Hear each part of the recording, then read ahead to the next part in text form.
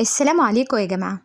صلوا على النبي كده وتعالوا اقعدوا جنبي عشان اللي هحكيه ده مش هتشوفوه لا في مسلسلات رمضان ولا في أفلام الخيال العلمي.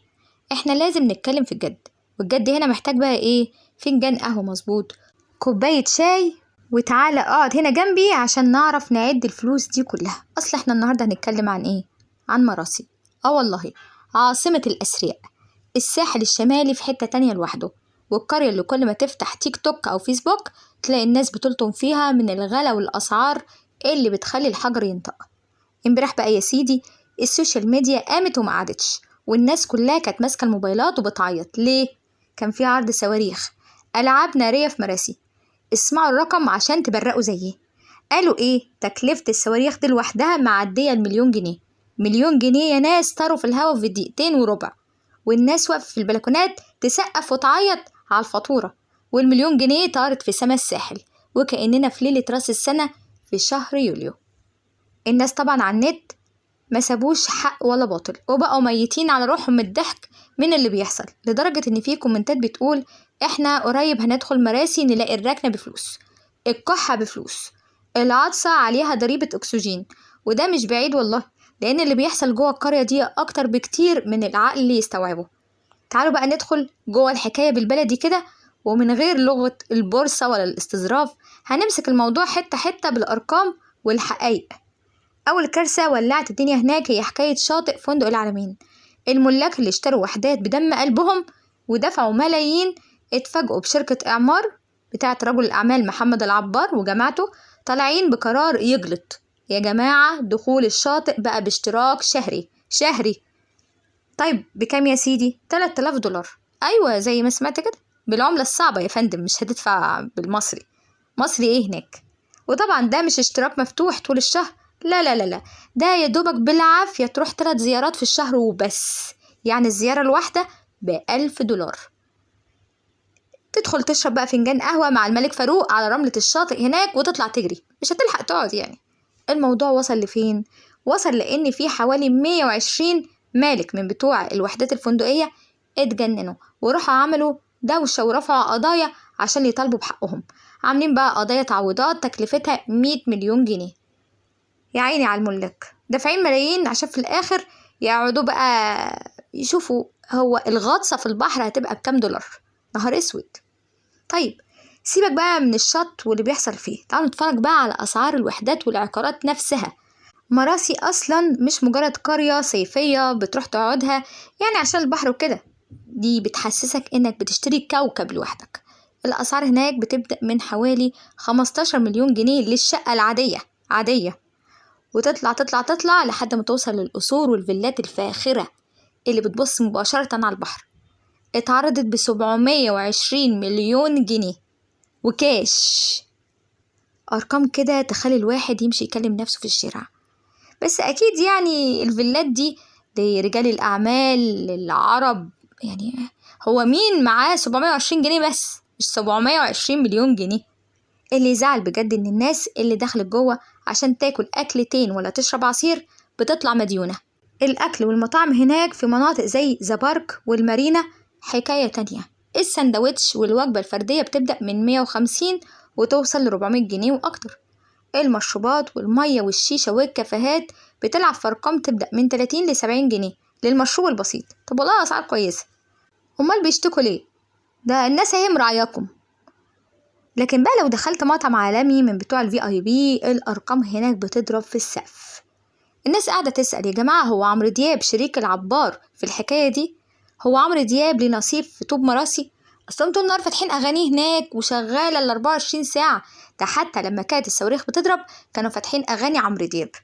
الإجابة بكل بساطة لا يا جماعة، مفيش أي شراكة رسمية ولا طوبة واحدة هناك متسجلة باسم الهضبة.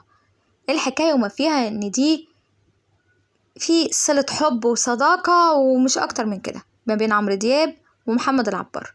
العبار بيحب عمرو دياب جدا وبيحب يجيبه في الحفلات الكبيرة والمناسبات الفخمة، والناس من كتر ما بتشوفهم مع بعض بقى بيربطوا اسم عمرو دياب بأي مسمار بيتدق جوه مراسي.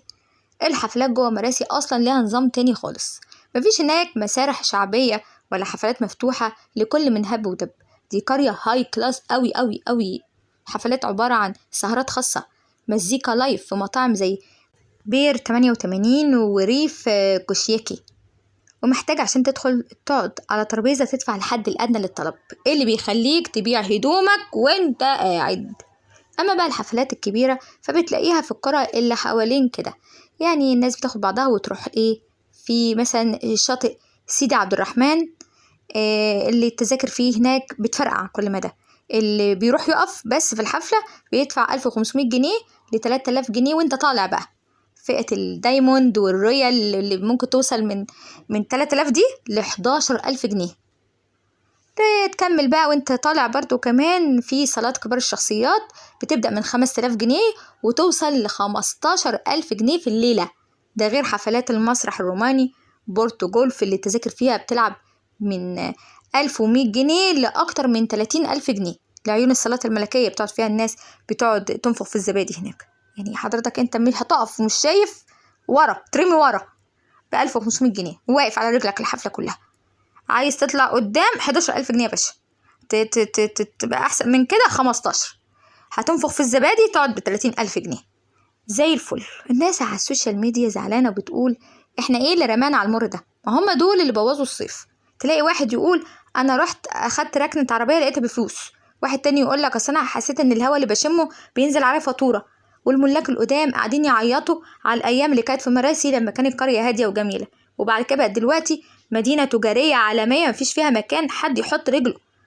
يا عم ده العربيات هناك حاجة تجنن، اتفرج على الفيديوهات اللي احنا حاطينها.